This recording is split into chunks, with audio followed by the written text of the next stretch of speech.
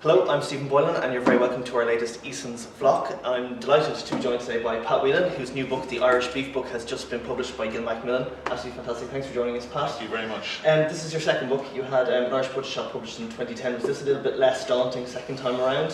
I suppose, yeah, it's a really creative process writing a book because you essentially start with a blank piece of paper and you have to come up with the ideas and then start to build the book. So creativity is part of my everyday life because, you know, what I create is great beef. Yeah. So it's something I excel at and I really enjoy it. Right. And I really enjoy sharing the knowledge of what the subject is, meat, and particularly in this book, which is Irish beef, the world-class product it is. And you had Katie McGuinness working with you in this one. I worked with Katie because she's a dear friend and she's an accomplished home cook. Right. And I suppose in the recipes in this, I didn't want them to be chefy. I wanted them to be something that everybody could actually do. And I think she brings that uniqueness to it because it is real have-a-go cooking, Yeah. you know, and it's very forgiving. So it's very accessible for everybody. It's very accessible, and the ingredients we use are accessible. And in the actual ingredients, we focused on using Irish products, Irish artisan products, Yeah. Great cheeses, great syrups, and different products anywhere we can. We're using, in one particular recipe, we're using 8 Degrees Brewing, one of the artisan breweries down in County Cork, Yeah. and we use their beer in it. You can substitute other beers, but we're saying, you know, there's a whole variety, and I suppose the Irish food landscape is so vibrant now that we should actually try and include all of those. Like, who says it should be Parmesan cheese? You know, let's look for what Irish equivalents are there, just to create that uniqueness of the taste. Yeah. It is Irish beef after all, and if you can complement it with great Irish artisan products, I think you have a taste sensation. And that's something that's really come to the fore in the last couple of years in relation to, as you say, craft brewing, and that there is this whole movement about local produce and kind of artisan breads and all that sort of stuff, that it's become a real phenomenon in Ireland. Very much so, and I think the Irish consumer is connecting more with where the food is coming from. They're more informed, and there's a genuine interest in great taste, you know, and food should be defined, and great food should be defined by taste, you know, and that's ultimately where it's at. And I think the Irish Beef book does that because it takes the subject of beef, which for some people can be a complicated subject, and it demystifies it. So there's a big knowledge piece or a big subtle knowledge or educational piece in it. So you're going to learn more about Irish beef, and you're going to learn more about the cuts of Irish meat. You know, and the beef industry is one that it's quite strange, you know, because as you travel the world, different things are known as different names in different jurisdictions. So I think there's possibly room for the World Meat Dictionary. So the map that you have at the front of the book with the cow is completely different in another part of the world. It is, but having the map, you can take the map with you, and they all come from the same part, so you can refer to the part that you're looking for and what it's known as in that country. Every butcher can recognize the anatomy of the animal, so it's a useful tool for the recognition of cuts worldwide.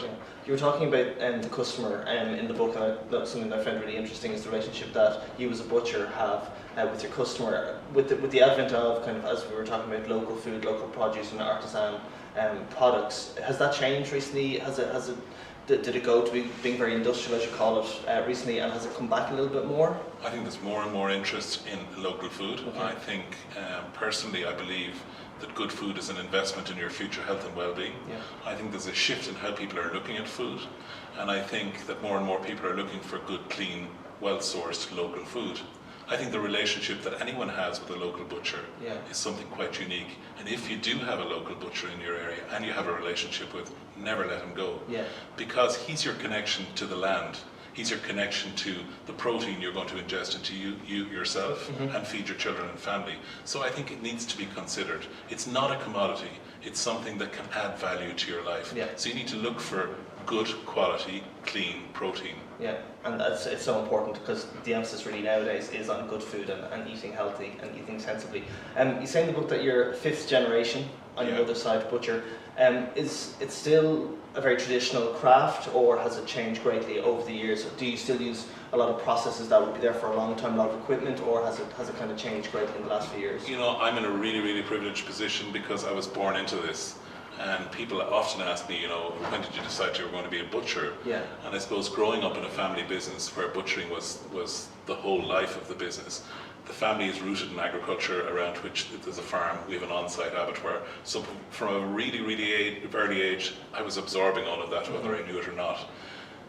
We lived over the shop, so as you went to school and came back from school, you walked through it, so you were absorbing that atmosphere. And the abattoir was behind the shop, which was in a town centre location, which is quite extraordinary. Yeah. And nowadays wouldn't be tolerated, but then it was a normal way of life.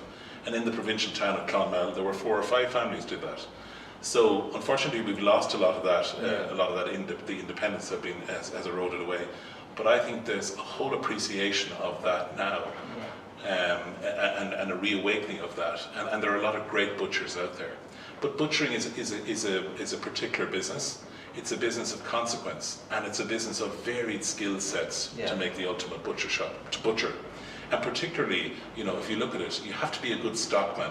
So you need to understand the animal, you need to understand the temperament, the breed, the understanding the gender, the age. You need to know when it's laid down enough fat so that it's ready for slaughter. The next stage of it, you need to be a respectful slaughterman, because there's the whole process of bringing the animal from the live animal in the field to the carcass in the abattoir, and relaxed, happy cattle make great beef. So that's true. That's not a myth. That is true. Okay. That is true.